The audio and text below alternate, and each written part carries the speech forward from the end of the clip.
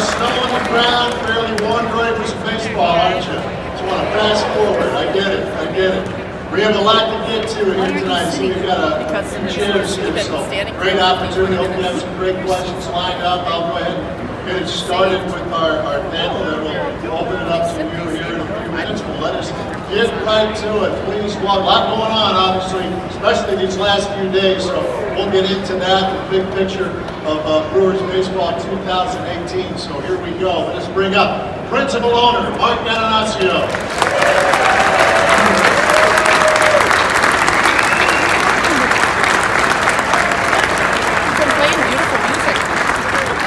General manager, David Stearns.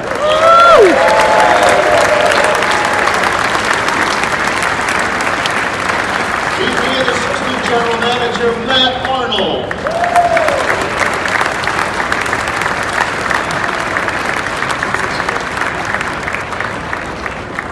We'll get started with these three gentlemen, and then we will fill in the remaining chairs here in a few minutes. But get started here, Mark. It's not really so much a question for me. I just want to give you the floor here and just get your thoughts on the last few days and the state of the club as we get ready for the 2018 season.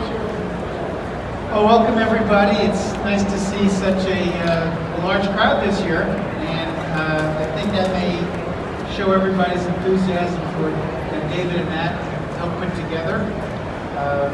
As Craig said, we're a lot better team today than we were a week ago, and I couldn't be more excited for the coming season. I've said in a couple of the interviews, Lorenzo and Christian, first of all, are absolutely standout individuals, which we care about in our team in Wisconsin. And separately, they're extremely well-rounded players, and that's going to help everybody. Right. And so I can't wait to get started. But David and Matt may have a move or two up their sleeves besides this, so we'll see. No pressure. Stay tuned. It's been interesting, especially these last few days, David. One of the buzzwords, a big popular term right now is that it's all in. But really, would it be fair to say, specifically with Lorenzo Cain and with Christian Yelich, you're still able to hold to your general philosophy on how to make a team better? Absolutely. And our philosophy has always been when we get to a point where we have this young nucleus of talent on our team, we are going to supplement that young nucleus appropriately. We didn't really know when exactly that was going to happen. It could happen this offseason, it could happen a trade deadline, a future offseason. And we knew we needed to be opportunistic about it. And these opportunities came together very coincidentally at the exact same time. And we were able to bring two really talented special players into our organizations, players who are going to be here for a long time, going to contribute to the Brewers organization for a long time, and we believe going to help us win a lot of games. Matt, direct this to you. When you make trades and you want to get somebody good, you've got to give up some obviously good talent as well, and we all know that. The Brewer farm system is and remains quite strong. Matter of fact, it just came out last night, the top 100 prospects list. Brewers again very well represented with 3 of the top 100. But really, it goes a lot deeper than that. Bottom line is that this is a very, very strong system. Fair to say. Yeah, I think that's the right way to look at it. And like David said, I think in a lot of things philosophical, and we still believe in our system. We still feel like we have a lot of good players along the way. So we're excited about those guys for sure. Always looking to build, and let's bring in some of the new players that you're going to enjoy watching this season. The first half, we're going to bring out some move that was made a while ago. Had a very good year with the San Diego Padres. Matter of fact, led the team in starts and wins, and he pitched really well actually against the Brewers in a heck of a pitching duel out of Petco Park last May. It's good to see him on this side. Please give a warm Milwaukee welcome to Yhoulsy Chacin.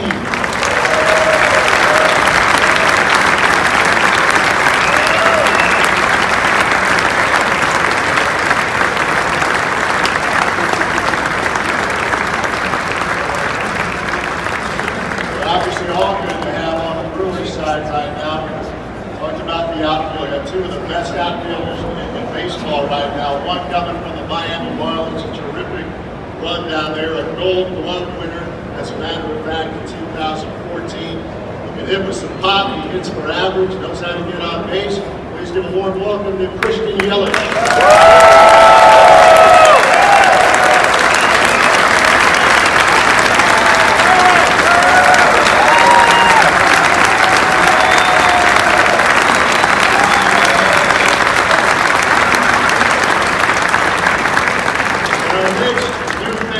Knows what championship teams look like.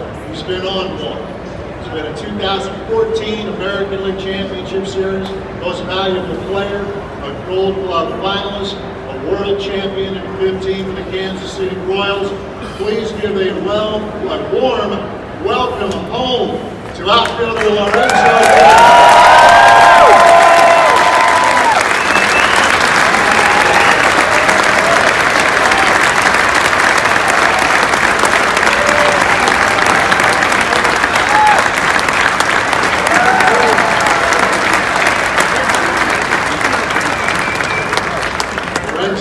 We'll start with you. I know many of you probably caught part of the press conference a couple of days ago. I just thought it was so cool when you said, now obviously baseball is a business, and you go over the opportunity is there, but being here, being back with the Milwaukee Brewers, that means a lot to you. Like I said before I got traded, my main goal was to play center field for Milwaukee.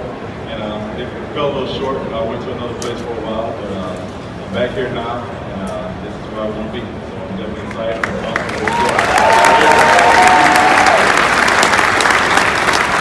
Yeah, he was wearing number 6 today, actually. So yeah, it's still yet to be determined. So we'll see.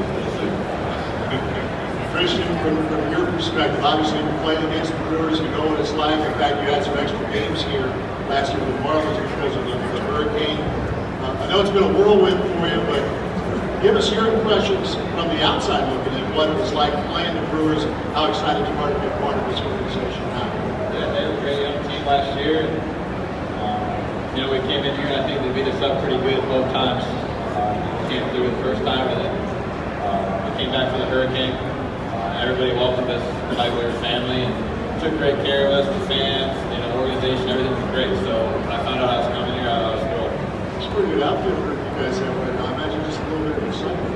Yeah, it's really exciting. Ready to get it started. Speaking of that, the Craig Council prefers to use the term run prevention unit in the outfield. Will make life better for pitchers. Give us your thoughts now coming over to Milwaukee and knowing you've got some guys, you've got Gold Glove caliber talent that's going to be playing behind you. Yeah, I can be more excited about the team. Like you said, Cain, Yelich, make the outfield much better, even more better now. And I wanna help the team that the best way I can. Just try to throw out innings, just do my job, and win games. That's what it's all about, making playoffs. All right, let us get into some questions. We have, I believe, Sophia. Absolutely. Go ahead, put it up for Joel.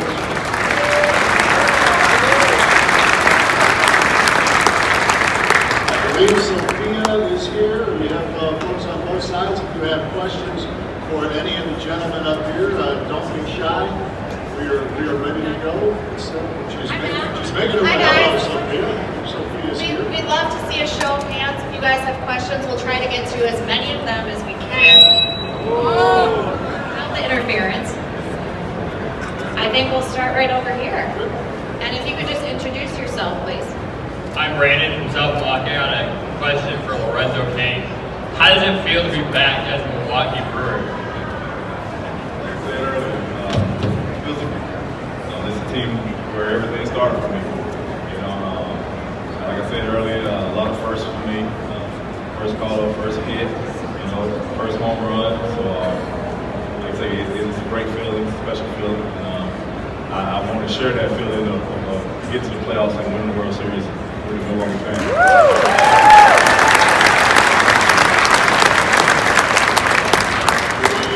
have something. Oh, there we go. Back up here. I had a question as far as how close are you acquiring Danny Salazar?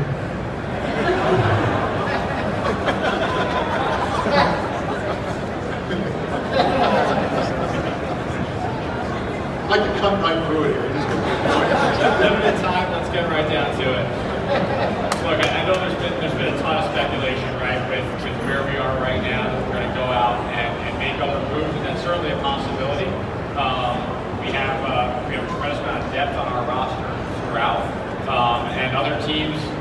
missing that, and other teams want that depth. So we're certainly entertaining that option and looking at opportunities. We're also really happy to have the players we have in our organization right now. And we know that throughout the course of 162 games at the Major League level, you need a lot of good players to win a lot of games. And when we look at the teams that have advanced as far into the playoffs over the past couple of years, one commonality among all those teams is that they're all really deep. They have players behind the starters who are really good Major League players. We think we're building towards that, and we want to make sure we keep that layer of depth as well. I think we're still looking. Here we go. Hot stove is on for questions. Let's start up here. And if you can introduce yourself, please. I'm Alex from Glendale. I guess this is more for Mark and David. With the vast differences in the payroll between big markets like LA and New York, as a small market like Milwaukee, how do you overcome that and try and build the best team you can with, the payroll that we have available? Why don't you start? I'll start on that one. And look, there's no hiding the fact that different markets have different constraints, different benefits. We've got one of the most passionate, if not the most passionate fan base in baseball. That's an enormous benefit for us that maybe some other bigger markets. And so as we look at our strategy, try to focus on what we can do, we're trying to emphasize our strengths, and that's one of our strengths. When we talk to players, and Lorenzo can certainly speak to this, when we talk to players, we emphasize what Milwaukee has to offer, what our organization has to offer. And sometimes that can make up ground in some of these bigger markets. In terms of the players that we have access to, we understand that a large part of our roster needs to come from within. That we need to continue to build that constant flow of talent from our minor league system that can really build the nucleus and core of our Major League team. We think we've been able to do that over the past couple of years, and regardless of who we're signing or who we're trading for, we still need to be able to do that. The consistently competitive organizations, certainly in our market size, do that very well. And that's going to continue to be our goal. I would add, first of all, it does start with the fans. I mean, talking about Lorenzo and Christian, Lorenzo and Blake here, playing in front of 30,000, 35,000 fans every night in, night out is awesome and fun. Baseball is fun. Fan support, the sponsor support. I got to meet the Johnson little sausage folks who came up. They flew from Florida. They were down in meetings there to experience some of the on deck here, and the sponsor support has been unwavering. So I don't. We look for solutions, not for excuses. So money is not a limiting factor here. It's player development, the right mix of guys. We got terrific. David and Matt have done a wonderful job. By the way, Doug Melvin left things in a really good state for them when they got here. And Craig Counsell has done a masterful job managing these players. So,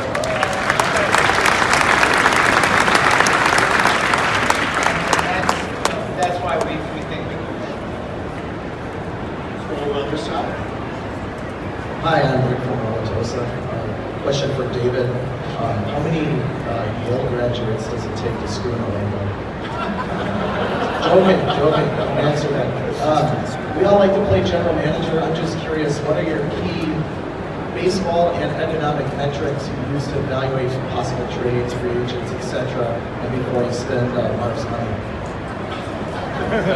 Hopefully we're using the right metrics before we're spending Mark's money, but really the game has evolved so much now that we're taking in a variety of different information sources. And so it's not just the one metric, or it's not just a WAR value or a win value or a linear regression. There's so much we're trying to fold into our analysis. A lot of it at a really granular level. What's actually happening every second on the field. Players are moving, how is the ball moving, how is the ball spinning. Teams have access to all this information, so it's not really one metric anymore. It's a combination of information, and the teams that are able to synthesize and process that information, maybe in a slightly more efficient manner, ultimately get a little bit of an advantage. So that's what we're trying to do.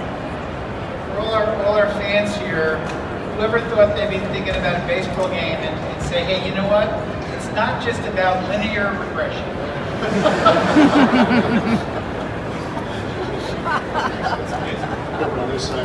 All right, Matt, we've got Adam here who has another question for David.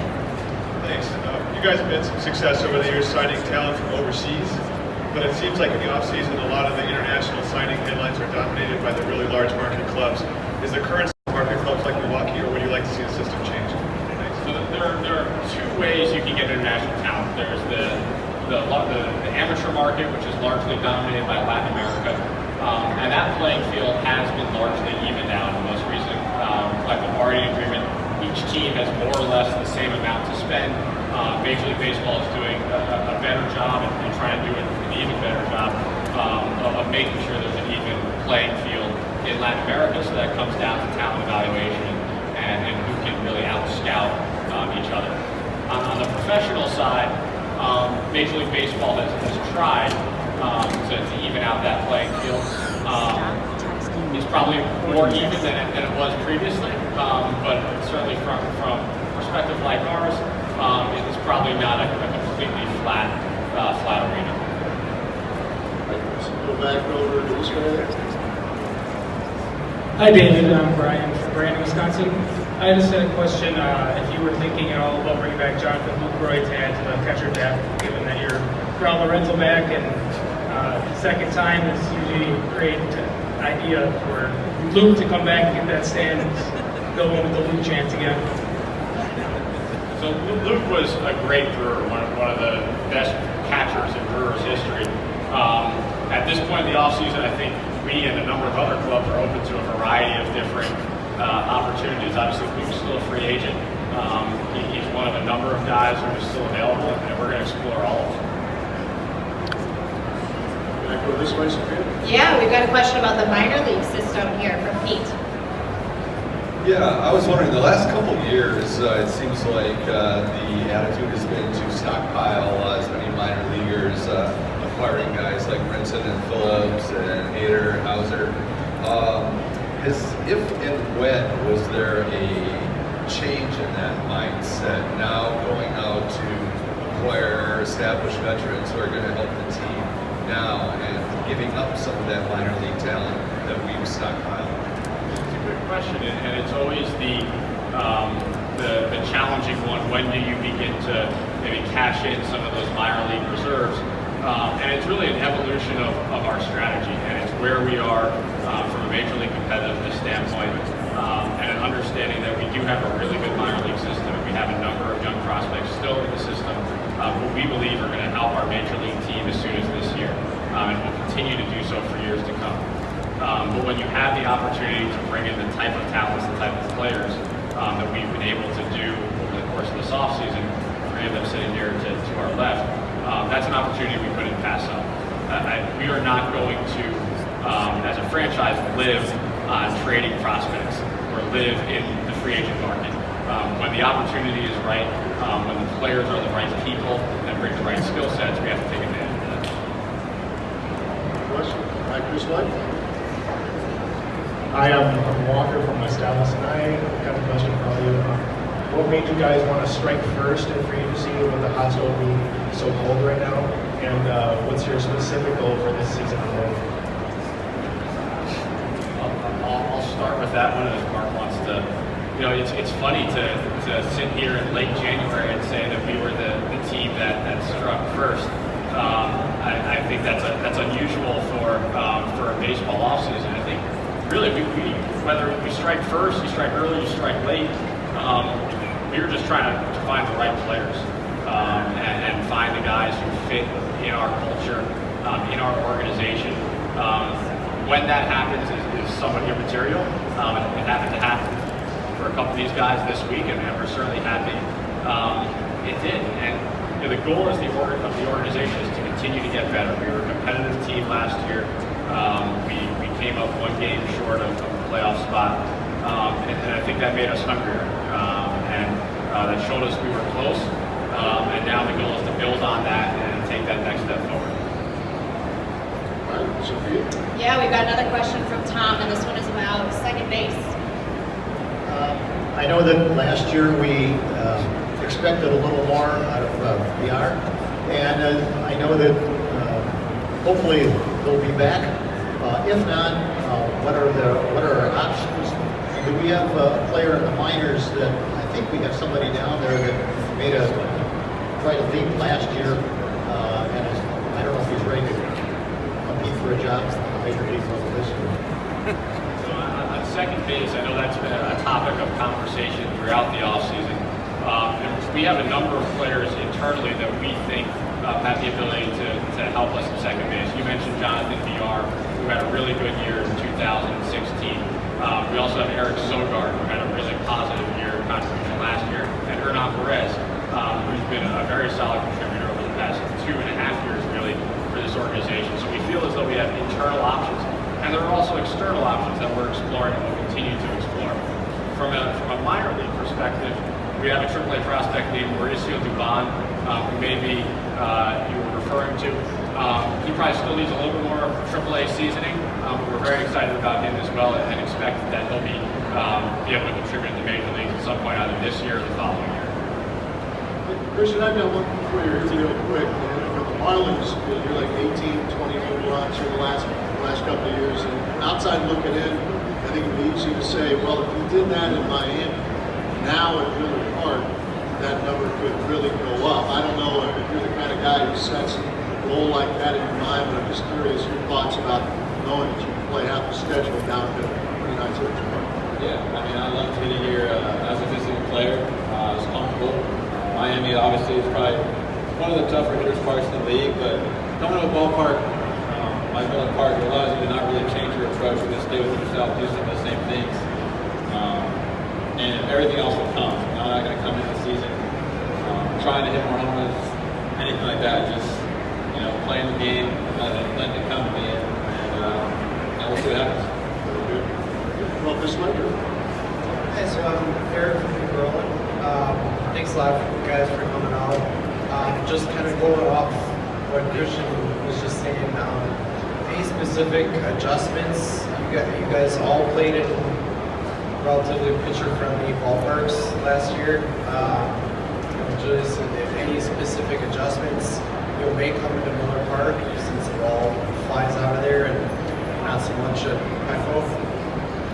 Well, you guys don't know, I played Colorado for almost 5 years, so Colorado's kind of hard to pitch there. So, first, I'm happy that I'm being healthy the game, and one of the things that I want to do is try to get the ball down here, especially here in Miller Park. I know, different than Beckham, but I want to do the same thing, right? First try, get the ball down, and with the defense that we have, you don't have to worry about making pitches and get it happening. Sophia? All right, we're going to put Christian on the hot seat again. We've got a question for Christian from Eric. My question is, how is it going from Miami to like the 80-degree weather coming to Wisconsin? Actually, it wasn't that bad. I was actually in LA the other day and came from there to here, but I'm just excited. I'm excited for the fresh start to join these guys and get to meet everybody and meet you guys, and definitely looking forward to the season.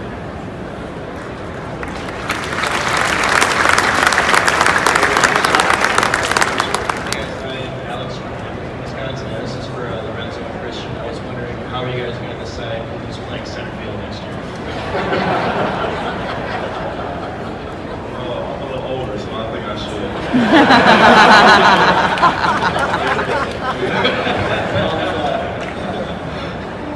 Seniority rules. Seriously, Lorenzo, you mentioned when you introduced me, you know what a championship team looks like. You're a part of it. You played in the World Series, took the Giants to Game 7 and won it all the following year.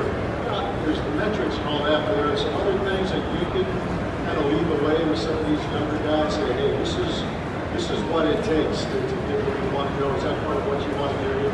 For sure. It takes a different kind of focus to go out there and play every single day and try to play 100% and bring your A game day in and day out. It's definitely not easy. It's tough. And it takes a different focus. You know, you just gotta push each other, you know, lean on each other. You know, because you're gonna go through rough times regardless of the situation, and nothing's gonna be easy. But lean on your teammates, you know, have fun with your teammates, and just enjoy each other. And go out there and do the best you can each and every night. Playing hard is always got a motto in mind. So stick to playing hard, and just let everything else fall into place. Very good. Back up the aisle here, Sophia. Yeah, we got Dan here with a question for the front office. Hi, I just wanted to comment that if you listen to the media and a lot of Brewer fans, it seems as though people are thinking that maybe we're one strong starting pitcher away from being in contention for the pennant. The question is, are you more likely to get that through free agency or through a trade? We're breaking news here. I like it. Spot here. I think the first thing I'll say is we're very comfortable with the pitchers we have. We think we have a very deep rotation. We think we have a strong starting staff. And we think with the addition of someone like Yhoulsy and Giovanni Gallardo, who we're bringing back, and some of the bullpen arms we've added, that we have a very competitive staff. We're always going to look to supplement that group. And at this stage of the offseason, there are opportunities potentially to do that, both via free agency and via trade. And so we have to be open to both. This has gone really fast. We've got time for one more question, it looks like. Aaron from Awesome. My question is for Lorenzo, kind of piggybacking off of Matt's question. You were that guy a while back going to the Royals. Now you're coming back, and welcome back. Do you see similarities with this team as far as where the Royals were at that point when you went there to where the Brewers are at this point? Most of these guys play together, you know, when the minors coming up. And I definitely see similarities. I played, like I said, the Hodge, the Mooses, Salvador Perez, you know, Esky. I played with all those guys coming up to the minor leagues. We came up together young, and you know, we started off, you know, the first year or two losing together, and we learned how to win. I definitely see a lot of this team from that team in KC. So, say now I feel like we're just at that point where it's learn how to win consistently and find ways to get in the playoffs. I mean, I'm all about focusing on getting to the playoffs every year. That's our main goal, get in the playoffs and then just kind of go from there. Mike, I want to let you put a ribbon on this here before we wrap up this session. We talked about the attendance again among the best in baseball, 2.5 million. The support goes a long way in being able to bring in, I would imagine, the low Cain and all of that. I know that has meant a lot to you year in and year out, the support of the fans everywhere. You know, we last year we were 10th in baseball in attendance, and we actually had a little bit of a hand tied behind our back because coming off, you know, our first year so-called rebuilding season, we didn't have the momentum going into the season, and that, for example, we'd have this year. And I think it really shows the strength of this fan base. You know, expecting a down season and still coming out top 10 in baseball is just awesome. And I can't tell you how much we appreciate it and how much it motivates all of us to do the right thing by all of you. And I tell you how hard David, Matt, and that group have worked all off season. Now seeing some of the fruits of that labor, and it's because of the commitment and support we have from everybody here. So thank you, Brewers fans, and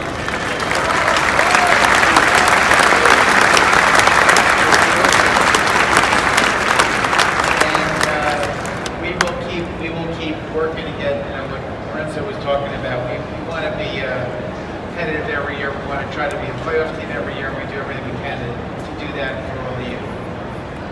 Exciting time.